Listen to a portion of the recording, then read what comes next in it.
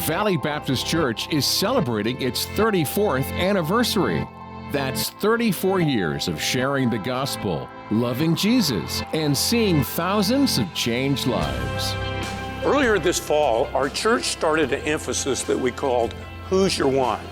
We asked the people of our church to write down one name on a card, someone that was important to them, someone they were willing to pray for, someone that they could invite to church perhaps or share their faith with. It was amazing. Over 2,000 names were turned in. But what's really extraordinary is there's not a week goes by that someone doesn't come to Christ or someone is baptized whose name was written down that people are praying for. Now, this wasn't just the emphasis for a couple of weeks. I want this to continue throughout the year. So it's not too late. If there's someone that you really care about, you could write their name down. You could begin to pray for them. If we would all do that, then this coming year would be the most extraordinary year of ministry ever for Valley Baptist Church.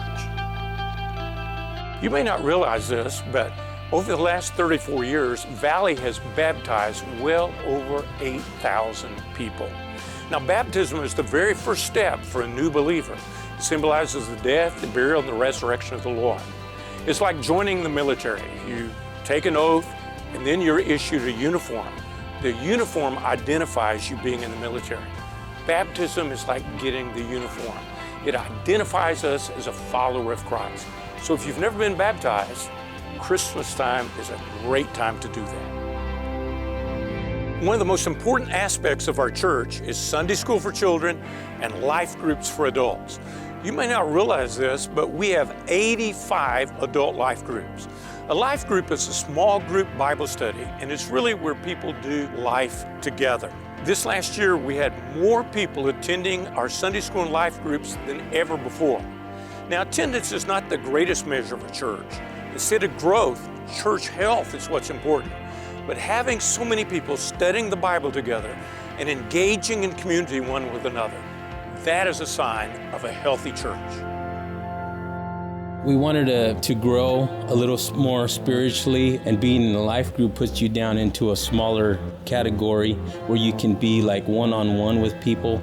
There's always a person in that class that's gone through something you're going through, and they always have something that can help you get through that. And it's a life group. Like, they literally help you walk through life.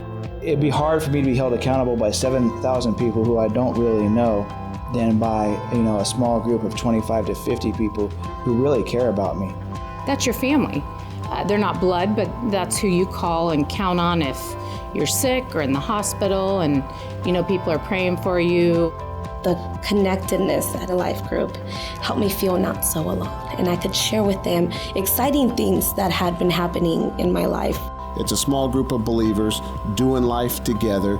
There's nothing better. It's a great opportunity to put what you learn through the Word of God, through praying, through the sermons, into practice, serving one another. Whenever we finish our last service today, we begin our 35th year of ministry together.